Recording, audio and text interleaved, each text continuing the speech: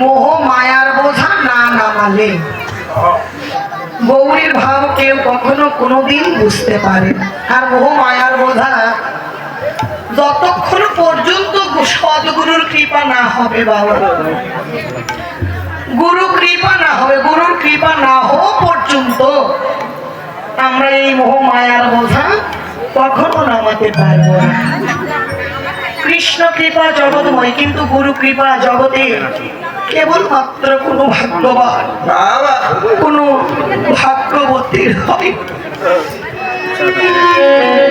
ভগবান শ্রীকৃষ্ণ জগতের সবাইকে কৃপা করেছেন, কিন্তু সদ্গুরু কৃপা কিন্তু সবার ভাগ্যে হয় না বাবা। গুরু কিন্তু সবাইকে কৃপা করে না। গুরু হয়তো অনেককেই মন্ত্র দান করে, একটি গুরুর অনেক শিষ্য হতে পারে, কিন্তু সব শিষ্যের প্রতি কিন্তু গুরুর কৃপা হয় না। দেখবেন এর মাঝে যারা ভাগ্যবান, যারা ভাগ্যবতী, তারাই কেবল গুরু কৃপা লাভ করে থাকে।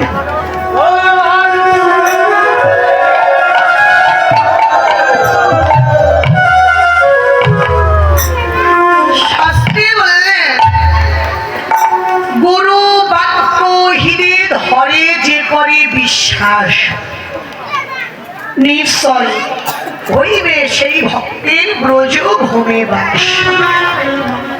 গুরুর চরণে যার আছে ধৃত ভক্তি, ব্রহ্মাণ্ড তরিতে সেই ধরে মহাশক্তি। ভূমিতে ভূমিতে কোনো ভাগ্যবান জীব গুরু কৃষ্ণ প্রসাদে পাই ভক্তিলতা বীজ। মালি হইয়া সেই বীজ করো এরূপম, শ্রবণ কীর্তন জলে করিয়ে সেচন। জগতে আমার গৌরীর ভাব একমাত্র তারাই বুঝলেন, যারা গুরু কৃপা শিরে ধারণ করেছে, গুরু কৃপা বলে যারা মোহ মায়ার বোঝা পরিত্যাগ করেছেন। আমরা এই কলির জীব হলাম মায়াবদ্ধ জীব, আমরা হলাম মায়াবদ্ধ জীব। মায়া আমাদের এমন করে আঁকড়ে ধরেছে, এই মায়ার বাঁধন কিন্তু আমরা অতি সহজে ছিন্ন করতে পারি না। এই সংসার বিষয় হলে আমাদের এই সারা জীবন এই সংসার অনলে কেটে যাচ্ছে। মোহ মায়ার বোঝা শিরে ধারণ করে আমরা মায়ার বাঁধনে বাধা পড়ে আছি বাবা। মায়া করে ধরেছে, মায়ার বোঝা কি? এই জগৎ জীবের আমার আমিত্ব, এটাই হলো মায়ার বোঝা। আমরা কি করেছি? আমরা বলি ভাই আমার, বন্ধু আমার, পুত্র আমার, কন্যায় আমার, বাড়ি আমার, গাড়ি আমার, স্বামী আমার, এই যে সবকিছু আমার, এই আমার আমিত্বই হলো জগৎ জীবের মোহ মায়ার বোঝা। আসলে আমরা যখন এই ধরাতে এসেছি, আমরা কি সঙ্গে কাউকে নিয়ে এসেছি? আবার যেদিন আমরা এই মায়ার জগৎ সংসার পরিত্যাগ করে চলে যাব, আমরা কি কাউকে সঙ্গে নিয়ে যাব? কেউ কি আমাদের সঙ্গে যাবে?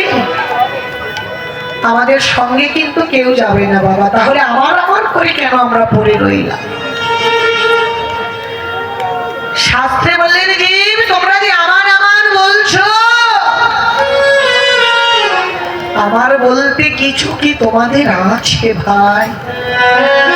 ভেবে দেখো, যখন জগতে এসেছো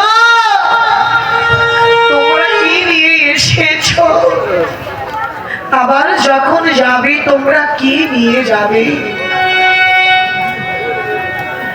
এসেছো খালি হাতে, যেতে হবে খালি হাতে। সঙ্গে কেউ যাবে না, সঙ্গে যাবে একমাত্র তোমাদের এই হরিনাম কৃষ্ণ নাম।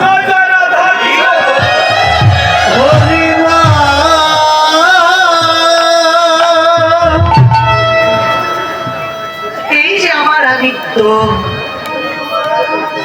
এটাই হলো এই জগৎ জীবের মোহ মায়ার বোঝা। মাতা কস্য পিতা কস্য ভ্রাতা কায়া প্রাণের সম্বন্ধ কা কস্য পরিবেদনা। কস্য মাতা, মাতা বলো, কস্য পিতা, পিতা বলো, কস্য ভ্রাতা ভাই বলো, কেউ তোমাদের আপন নয়। কায়া প্রাণের সম্বন্ধ অর্থাৎ নিজের প্রাণের সঙ্গেই নিজের দেহের কোনো সম্পর্ক নাই, কোনো সম্বন্ধ নাই। সম্বন্ধ কি আছে বাবা? ডক্টর মহানাব্রত ব্রহ্মচারী তার প্রমাণ করলেন। ডক্টর মহানাব্রত ব্রহ্মচারী বহুর কথাই বললেন যে জি, ভেবে দেখো, একটি সোনার কলসিতে যদি আমরা 100 বছর জল রাখি, 100 বছর পর যদি ওই জল আমরা মাটিতে ঢেলে ফেলে দিই, জল কিন্তু ছুটে চলে যাবে সাগরের দিকে। কি গো, ওই জল কি সোনার কলসির মায়ায় পড়ে কলসিতে এসে ভরবে? তা তো ভরবে না। কেন? ওই জল জানে এই সোনার কলসি আমার নিত্যকালের আশ্রয় নয়। এই সোনার কলসি নিত্যকালের আশ্রয় নয়। আমার নিত্যকালের আশ্রয় যদি থেকেই থাকে, একমাত্র ওই সাগরই হলো জলের নিত্যকালের আশ্রয়।